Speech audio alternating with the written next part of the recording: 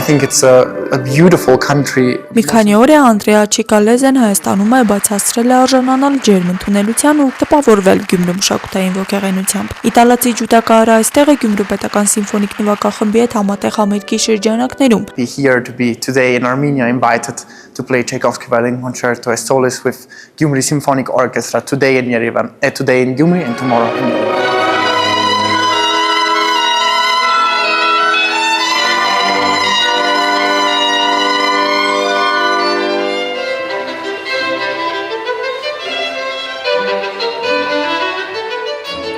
Գյումրու պետական սիմֆոնիկ նվագախմբի տնօրեն Սոնա Հովհաննիսյանի խոսքով նման համագործակցությունները վաղուց արդեն դարձել են նվագախմբի գործունեության շարունակական ու ռազմավարական ուղղություններից մեկը։ Առաջարկներ ստանում ենք արտերկրի երաժիշտներից, բազում առաջարկներ։ Նվագախումբը դարել է լսելի, ավելի տեսանելի, ակտիվությունը շատ է եւ հրավերներ եւ իհարկե առաջարկներ համատեղ ծրագրեր իրականացնելու։ Անդրեան համաշխարհային երաժշտական ասպարեզում արագ վերել կապրող երիտասարդ երաժիշտ է, որն արդեն հասցրել է գրավել միջազգային մամուլի եւ մասնագիտական հանրության ուշադրությունը իր վիրտուոզ տեխնիկայով ու խորքային երաժշտական մտածողությամբ։ Բավականին մեծ անուն, մեծ բեմեր վաստակած, բարձրացած, մեծ հանդիսատես եւ ունկնդիր ունեցած երաժիշտ լինելով Անդրեա Չիկալեզեն մեծ սիրով առաջարկեց համատեղ համերգ ունենալ Հայաստանում։ Առաջինը մշակութային մայրաքաղաք Գյումրիում, երկրորդը Հայաստանի մայրաքաղաքում։ Անդրեայի խոսքով Հայաստան գալու իր որոշման մեջ մեծ դեր է խաղացել իր ուսուցիչը Յոզեֆ Ռիսինը, որը նաև հայտնի հայ ջութակահար Սերգեյ Խաչատրյանի ուսուցիչն է։ Այսօր Գյումրիում իսկ վաղը Երևանում մենակատարի կարգավիճակով հանդես կգամ Չայկովսկու ջութակի կոնցերտով։ Ես երիտասարդ երաժիշտ եմ, մեծ սիրով ու նվիրումով եմ զբաղվում իմ գործով եւ ինձ շատ երջանիկ եմ համարում, որ հնարավորություն ունեմ բեմ բարձրանալ Գյումրու սիմֆոնիկ նվագախմբի հետ։ Չնայած ընդամենը 20-ամյա տարիքին Անդրեան հանդես է գալիս որպես մենակատար աշխարհի ամենահեղինակավոր բեմերում, Բերլինի ֆիլհարմոնիայում, Համբուրգի Էլբֆիլհարմոնիայում, Ցյուրիխի Տոնհալեում եւ այլուր Հայաստան գալն էր գլխավորապես իր ցանկությունն է եղել։ Most importantly,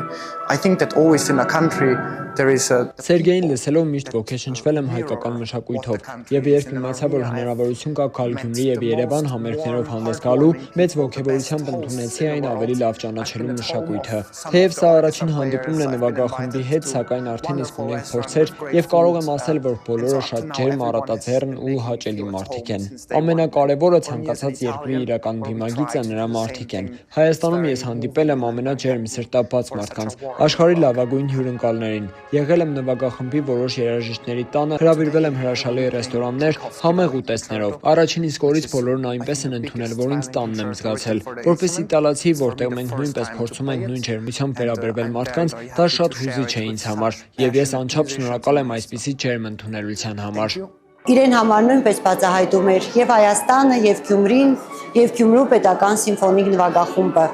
Համագործակցային ծրագրերի շնորհիվ նա գտավ մեզ եւ մենք կարողացանք գտնել նրան։ Այդ է առաջին իսկ պատճառը։ Համերգային ծրագրում հնչեցին դասական երաժշտական գլուխգործոցներ Պյոտր Չայկովսկու ջութակի կոնցերտը եւ Ֆրանց Շուբերտի անավարտ սիմֆոնիան։ 1731 թվականին ստեղծված բացառիկ արժեք ունեցող ջութակը ձեռքին Գյումրու պետական սիմֆոնիկ նվագախմբի հետ ջութակահարը այսօր համերգային ծրագրով կգերի նաեւ մայրաքաղաքի հանդիսատեսին։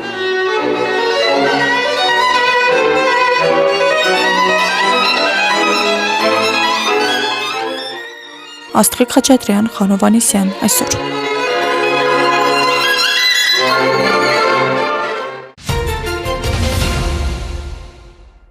Հայաստանյաց առաքելական Սուրբ եկեղեցին պետք է լինի ատելությունից ու քաղաքական հակադրությունից զերծ եւ ազգային միասնության տարածք։ Այս մասին ասել է վարչապետ Նիկոլ Փաշինյանը եւ տեսանյութ հրապարակել իր Facebook-յան էջում։ Շատ է խոսվում հայաստանյաց առաքելական Սուրբ եկեղեցին քաղաքականության մեջ ներքաշելու եւ հենց եկեղեցու կողմից քաղաքական գործունեություն ծավալելու անթույլատրելիության մասին։ Սրա շուրջ ըստ էության Հայաստանի հանրության շրջանում կա ըմբռնում, եթե չասենք կոնսենսուս կամ կոնսենսուս մինուս մի քանիսը, բայց այս կետից մեկ ուրիշ հարց է ծագում։ Արդյոք հայաստանյաց առաքելական Սուրբ եկեղեցին պետք է առնչություն ունենա մեր հանրային քաղաքական կյանքին եւ եթե այո, ինչպիսի առնչություն։ Ես կարծում եմ, որ այո, պետք է ունենա առնչություն եւ եկեղեցին պետք է լինի այն տարածքը, որտեղ մարդիկ դադարում են լինել ընդդիմադիր կամ պրոկառավարական, որտեղ նույնիսկ ամենասուր քաղաքական հակառակորդները եկեղեցու տարածքում, Հայաստանի այս առաքելական եկեղեցու տարածքում մի կողմ են դնում իրենց հակասությունները եւ կարող են կողքի լինել մեր ազգային եկեղեցական տոների ժամանակ, կողքի մասնակցել պատարագի, կողքի աղոթք հղել առ Աստված, իրար հետ կողքի հաղորդություն ընդունել եւ կողքի հաղորդակցվել մեր Տեր եւ Փրկիչ Հիսուս Քրիստոսի։ Իմ կարծիքով եկեղեցին հենց այսպիսի հանրային դերակատարում պետք է ունենա եւ նրա առաջնային անելիքը եւ մտահոգությունը պետք է լինի մեր Տեր եւ Փրկիչ Հիսուս Քրիստոսի վարդապետության իրական կյանքում նրա դավանած արժեքների տարածման հարցը։ Ահա թե ինչպես են պատկերացնում հայաստանյաց առաքելական Սուրբ եկեղեցու առնչությունը մեր հանրային քաղաքական կյանքին։ Հունվարի 9-ին Պաշտպանության նախարար Սուրեն Պապիկյանն այցելել է Պաշտպանության նախարարության զորամասերից մեկը։ Պաշտպանության նախարարը շրջել է զորամասում, ծանոթացել ծառայության եւ ուսումնական գործընթացի կազմակերպման պայմաններին։ Այցի ընթացքում Պաշտպանական գերատեսչության ղեկավարը զորամասի սպայական կազմի հետ առանձնազրույցներ է ունեցել, որոնց ընթացքում նախարարն անդրադարձել է բանակի պաշտպանունակության բարձրացմանը, կարգապահության ամրապնդմանն ուղղված աշխատանքներին եւ սպաների ծառայությանն առնչվող մի շարք հարցերի։ Քննարկվել են նաև սպաների սոցիալ-կենցաղային պայմաններին վերաբերող հարցեր։ Նախարար Պապիկյանը պատասխանել է զինծառայողներին հետաքրքրող հարցերին եւ վստահեցրել, որ զինվորական ծառայության որակի բարձրացումն ու զինծառայողների սոցիալական ապահովության ծրագրերի իրականացումը Հայաստանի Հանրապետության ռազմաքաղաքական ղեկավարության մշտական ուշադրության կենտրոնում են։ Տարեվերջին ընդունված կառավարության որոշումը արդեն ուժի մեջ է։ Հունվարի 1-ից արքավճարային քարտով անկանխիկ վճարումների դեպքում ֆիզիկական անձինք կստանան 2%-ի հետ վճար, որը կփոխանցվի ինքնաշխատ մինչև հաջորդ ամսվա 25-ը։ Հունվարին կատարած գնումների դիմաց օրինակ հետ վճարը կտրվի մինչև փետրվարի 25-ը։ Հետ վճար տրամադրվելու է այն գործարքների դիմաց, որոնք գերազանցում են 1000 դրամը։ 1000 դրամ եւ ավել եւ մեկ գործարքի դիմաց առավելագույն հետ վճարը լինելա 6000 դրամ, այսինքն մեկ գնումը, եթե 300,000 դրամը անցնում է, ապա հետ վճարը դարձյալ կազմելու է 6000 դրամ։ Ենթադրենք անձը կատարում է միանգամյա գնում, որը օրինակ 600,000 դրամի է, որի հետ վճարը պետք է լիներ ենթադրենք 12000 դրամ, բայց ինքը առավելագույնը կարող է ստանալ 6000 դրամ։ Ըստ Արշալույս Հարությունյանի խոսքն այս դեպքում վերաբերում է միայն մեկ անգամյա գնմանը։ Յուրաքանչյուր հաշվետու ամսվա համար հետ վճարը չի կարող գերազանցել 60000 դրամը։ 60000 դրամը համարժեք է 3 միլիոն գնման, այսինքն եթե մարդը 3 միլիոն դրամից ավել գնումներ անում, ինքը չի կարող 60000 դրամից ավել հետ վճար ստանալ։ Արմենիան քարտընկերության ղեկավարի վստահեցմամբ համակարգը այս պահին անխափան գործում է։ Անձինք, ովքեր ունեն արքաքարտեր կամ ովքեր ձեռք կբերեն դրանք, կօգտվեն հետ վճարից։ Վարդան Խաչատրյանի խոսքով արքաքարտեր այս պահին թողարկում է 10 բանկ, եւս 4 բանկ առաջիկայում կթողարկի արքաքարտեր։ Իրենց տեխնիկական աշխատանքներն են իրականացնում, որից հետո արդեն կունենանք ընդհանուր թվով 14 բանկեր, որոնք կթողարկեն արդեն արքաքարտեր։ Հարցադրումները, որ կառանձնացնի դրանք կենսաթոշակառուների կողմից բարձրացվող հարցերն էր, արդյոք իրենց քարտերով իրականացված վճարումների դիմաց ստանալու են հետ վճար թե ոչ, ուզում եւս մեկ անգամ այս մասով հստակեցում մտցնել այն կենսաթոշակառուները, ովքեր օգտագործում են արքաքարտեր, այո, իրենց կողմից իրականացված անկանխիկ վճարումների դիմաց եւս 2% հետ վճար տրամադրվելու է իրենց։ Կենսաթոշակառուն, եթե թոշակն արքայով է ստանում, արդեն գործող 20% հետ վճարին կավելանա նաեւ 2%-ը։ Եթե գումարն այլ վճարային քարտով է ստանում, ծրագրից օգտվելու համար պետք է ձեռք բերի արքաքարտ։ Հիմա դիմելու, արքան ստանալու եւ վճարումներ կատարելու դեպքում մինչև փետրվարի 25-ը նրանք եւս հետ վճար կստանան։ Իրենք կարող են փոխել իրենց այլ վճարային համակարգի քարտերը արքաքարտով։ Հետ վճար չի տրամադրվի տեղեկատվության, կապի, կոմունալ ծառայությունների համար, պետական համայնքային բյուջեների օգտին վճարումների, բարձր ռիսկային գնումների, օրինակ խաղադրույքների դեպքում, ֆինանսական կազմակերպությունների ծառայությունների դիմաց։ Հարությունյանը ներկայացնում է հիմնական սահմանափակումները։ Հետ վճար չի տրամադրվելու այն դեպքում, եթե մարդը ապրանքը վերցրել է եւ օրինակ 14 օր հետո տարել եւ վերադարձրել այդ հետկանձումների դեպքում։ Ինչա հետկանձումը, որ եթե ինչ-որ մեկը խարդախությամբ կամ այդ ձևը որևէ մեկի քարտով գնում է կատարել եւ հաճախորդը դիմել է բանկ եւ ասել է, որ դա իր կամքով տեղի չունեցել, բանկը հետ է գանձում տվյալ գնման գումարը, այդ դեպքում հետվճարը նույնպես չի գանձվելու։ Նախագծի նպատակը անկանխիկ գործարքների խթանումն է, ազգային վճարային համակարգի զարգացումը։ Ծրագիրը կգործի մինչև այս տարեվերջ։ Փողը որ տրվելու է, դրա մի մասը նաև պետական բյուջեի միջոցների հաշվին է իրականացվելու, իսկ այդ հանրային ֆինանսներին պետք է շատ նուրբ ձևով մոտենալ եւ երբ արդեն վստահ լինենք, որ այդ ծրագիրը այնպիսի դրական ազդեցություն է թողնում մեր հասարակության վարքագծի եւ այն նպատակները, որոնք որ նախագծով դրվել են, ապա ծրագիրը կարող է նաեւ շարունակվել հետագա տարիների համար։ Ծրագրի բյուջեն նախնական մոտ 7 միլիարդ դրամ է։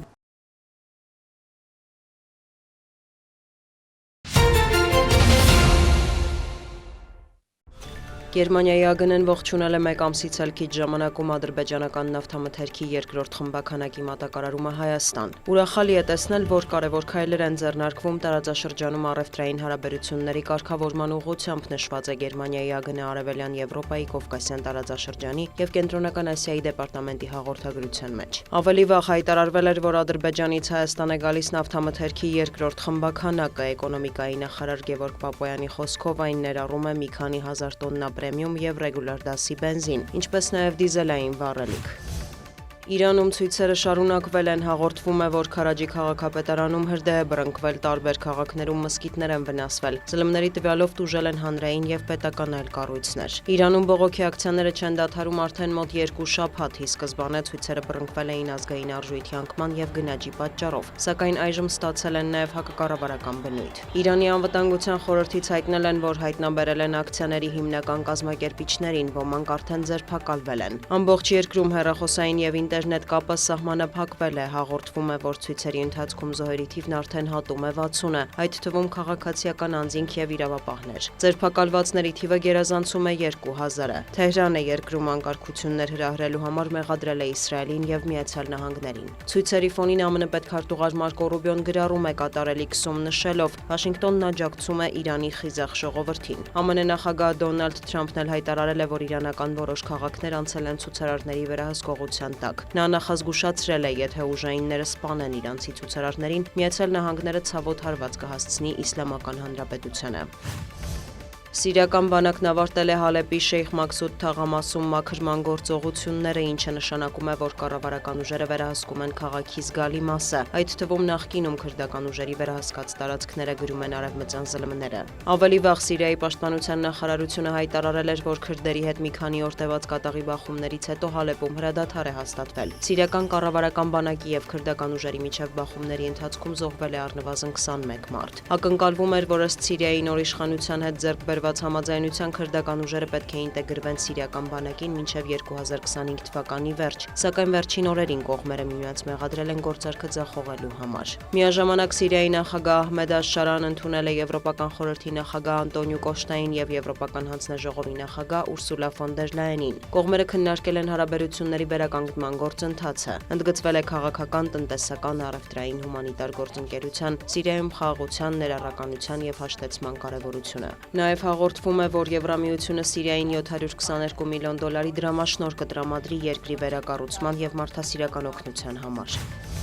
Վենեսուելայի մեկնել ԱՄՆ պետքարտուղարության պատվիրակությունը, երկրի ԱԳՆ տվյալով ակնկալվում է քննարկել դիվանագիտական առաքելությունները փոխադարձաբար վերսկսելու հարցը։ Կողմերը կդիտարկեն նաև Կարակասում ամերիկյան վերջին գործողության հետևանքները եւ փոխադարձ հետաքրքրության այլ հարցեր։ Գերատեսչությունից նշել են, որ առաջիկայում վենեսուելական պատվիրակությունն էլ կայցելի Վաշինգտոն։ Երկկողմորակարգում են հատկապես նավթարդյունաբերության ոլորտում համատեղ աշխատանքները։ Ամերիկյան կողմը նաև նախազգուշացրել է, որ թույլ չի տալու Չինաստանին եւ Ռուսաստանին որևէ ազդեցություն ունենալ Վենեսուելայում։ Սպիտակ տնից հայտնել են, որ փետրվարին էլ Դոնալդ Թրամփը կարող է ընդունել Կոլումբիայի նախագահին, քննարկելու թմրանյութերի ապօրինի շրջանառության հարցը։ Մեքսիկայից տեղեկացրել են, որ ամրապնդում են Միացյալ Նահանգների հետ կապերը եւ համակարգումը ու պատրաստ են հանդիպել Սպիտակ տան ներկայացուցիչների հետ։ Ավելի վաղ Թրամփը հայտարարել էր, որ Մեքսիկայում գործող նարկոկարտելները պետք է վերացվեն։ Նա հույս էր հայտնել, որ դա հնարավոր կլինի իրականացնել Մեքսիկայի իշխանությունների հետ գործակցությամբ։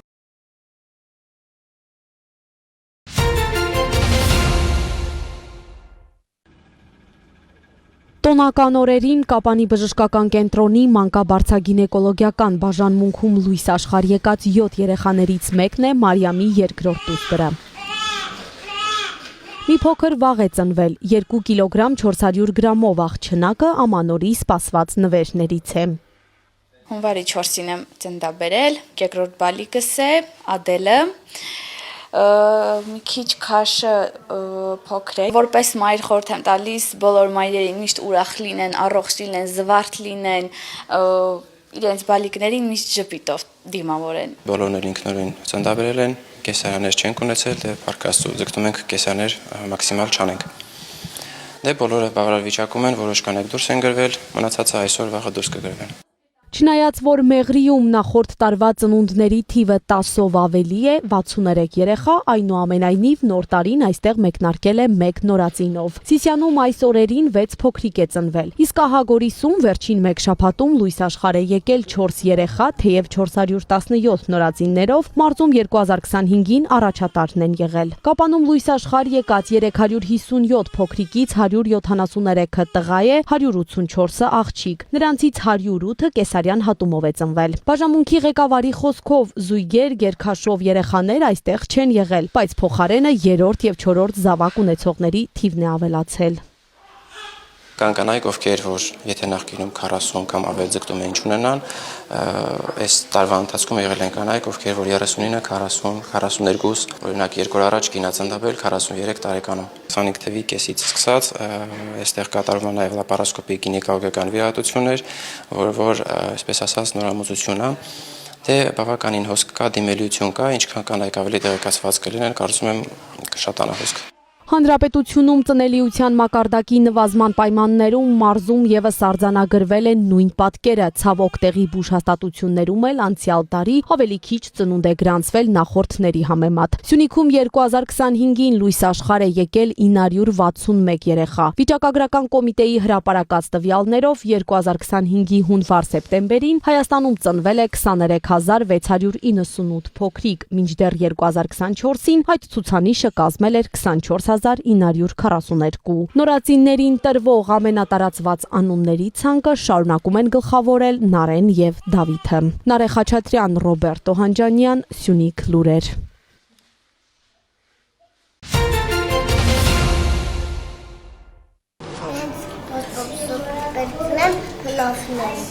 Հայաստանում վերանայվել է նախադպրոցական ուսումնական հաստատություններում սննդի կազմակերպման նորմատիվը երեխաների շրջանում դիտվող գերքաշության ցուցանիշի աճման միտման պատճառով։ Առողջապահության նախարարության մամուլի ծառայության տվյալներով բարելավվելու է երեխաների համար սննդամթերքի միջին օրաբաժնի օրինակելի հավաքակազմը։ Նախադպրոցական ուսումնական հաստատություններում սննդի կազմակերպման նոր նորմատիվն արդեն ուժի մեջ է։ Այո, իհարկե, սննդի տեսչությունը բոլորին տեղեկացրել է, մեկ անգամ նաև ունեցել ենք վերապատրաստում բոլոր մանկապարտեզների տնօրենների մասնակցությամբ ունեցել ենք, տեղեկացված ենք նորություններին, փորձում ենք իրագործել սկզբնական շրջանում դեռ ոչ բոլորը, քանի որ գնման գործընթացը նոր էր եղել, ապրանք դեռ չենք ստացել սննդամթերք, երբ որ ստանանք տվյալ պարագայում ավելի ուշադիր կլինենք իրենց ասածներին, խորհուրդներին եւ պահանջներին։ Փոփոխությունների ցանկը բավականին ընդլայնված է մանկապարտեզների ճաշասեղանին, նախաճաշին օրինակ այլևս թեյ չի լինի։ Հիմնականում թեյը, կոֆեին պարունակող, քաղցրավենիքները, շոկ կրեմը, նուտելան, խմորեղենը թխված քաբլիթները, հիմնականում այդքանը։ Մասնավորապես ավելացվել է ամբողջահատիկ պարունակող սնունդ։ Շաքարի միջին օրաբաժինը նվազեցվել է ավելի քան 2 անգամ։ Թույլ է տրվում օգտագործել ոչ ավելի քան 5 գրամ շաքար կամ մեղր պարունակող ըմպելիք։ Թույլատրվում է որպես խորտիկ տրամադրել բանջարեղեն ու միրգ առանց ավելացված շաքարի։ Հիմնական փոխարինվել են բանջարեղենով, կրեմապուրներով, մրգերով, կոմպոտներով, բայց միջ այդ էլ մենք կոմպոտները միշտ նկատի ունեցել ենք տակ որպես հյուր։ Որպեսի երեխաների մոտ սահուն անցնի նոր մոտեցումը, Վանաձորի թիվ 19 մանկապարտեզն իր սեփական մոտեցումն է կիրառում նոր նորմատիվի ճանապարհին։ Մենք փորձել ենք ինքներս տեղայնացնել մինչ հունվար, նոյեմբերից սկսած փորձել ենք շաքարավազի գրամը քիչ-քիչ պակասացնել, նվազեցնել եւ հասցնել հիմա արդեն փորձում ենք տալ կոնկրետ նորմայով։ Այսպիսով այլևս մանկապարտեզներում արգելվում է կրեմային հրուշակեղենը, քաղցրացուցիչներ պարունակող սննդամթերքը, շոկոլադը, շոկոլադապատ արտադրանքը, աղանդները, կոֆեին պարունակող ըմպելիքները, նվազեցվել է օգտագործվող աղի քանակը, միջին օրաբաժին ավելի քան 2 անգամ ցանկացած այլ համեմունք թույլատրվում է տրամադրել սահմանափակ չափաբաժիններով։ Ավելացվել են թարմրքերի, հատապտուղների, բանջարեղենի, մշակաբույսերի, այդ թվում չորամրգերի առկայությունը սննդակարգում նշվում է Առողջապահության նախարարության հաղորդագրության մեջ։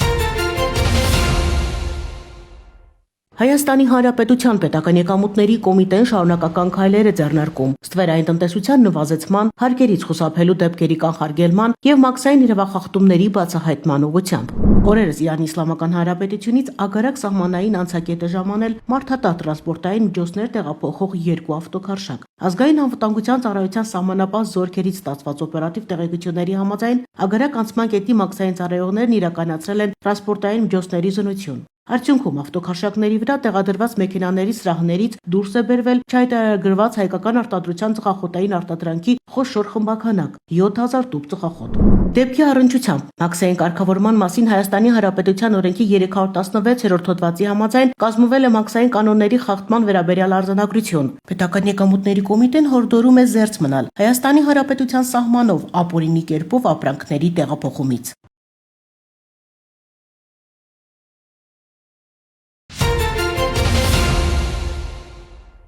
Մաքսային բարեփոխումներ հօգուտ արտաքին տնտեսական գործունեության մասնակիցների։ Պետական եկամուտների կոմիտեն բիզնես գործընթացների դյուրինացմանը միտված դեռևս 2025 թվականի սկզբից ներդրած թվային նոր գործիքակազմերի եւ դրան շարունակական արդիականացման շնորհիվ, ինչպես նաեւ ռիսկերի կառավարման համակարգում կիրառվող ռիսկի պրոֆիլների վերանայման արդյունքում շոշափելի արդյունքներ է արձանագրում։ Կոմիտեի ղեկավարության նախաձեռնությամբ եւ նախանշված ուղենիշերով վերանայվել են բոլոր ռիսկի պրոֆիլներն ու զգալի քանակն արդիականացվել է։ Բացի այդ, նախորդ տարվա մայիսից ներդրվել է նաև ռիսկերի կառավարման վրա հիմնված ապրանքների հայտարարագրերի բացթողնման ինքնաշխատ համակարգը, ինչը նշանակում է, որ մաքսային ամբողջ գործընթացում տնտեսվարողը գործ ունի ավտոմատացված թվայնացված համակարգի հետ, բացառելով մարդկային գործոնը։ 2024 թվականի ամբողջ ընթացքում արձանագրվել է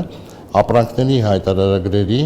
ավտոմատ բացթողնման ընդամենը 0.06%։ Իսկ 2025 թվականի նոյեմբեր ամսվա տվյալներով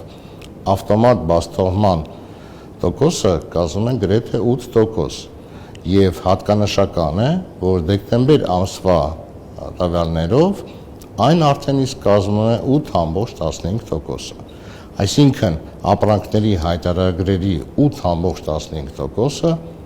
բաց են թողնվում ինքնաշխատ միջոցով։ Տարվա ընթացքում շարունակելով համակարգի արդիականացման գործընթացը, մասնավորապես վերանայելով արդեն իսկ իրարվող սակագնային, ոչ սակագնային եւ թիրախային հսկողության ռիսկի պրոֆիլները եւ դրանց համապատասխան ցուցիչները, իրականացվել են մշտադիտարկումներ, մակրո եւ միկրո մակարդակներում կատարվել են մեծածավալ վերլուծություններ։ Նոր կարգավորումների արդյունքում ապա ակտիվացվել է ամբողջ ռիսկի պրոֆիլների 1/5-ը կամ մոտ 21%։ Ընդ որում այդ ծավալը կազմում է ընդհանուր վերլուծության ենթարկված տվյալների 31%։ Մաքսային ռիսկերի կառավարման համակարգի արդիականացման շնորհիվ շեշտակի աճել է նաև կանաչ ուղի ընթացակարգով ապրանքների հայտարարագրերի բացթողնման տեսակարար կշիռը։ Իրականացված աշխատանքների արդյունքում ապահովվել է Հայաստանի Հանրապետության կառավարությանը խոստացած թիրախը։ 2024 թվականի ընթացքում նոյեմբեր ամսվա տվյալներով կանաչ ուղի միջերեսային արտացոլմամբ ապրանքների բացթողումը կազմել է ընդամենը 56.4%։ Որպես համեմատական ցուցանիշ կարելի է նշել, որ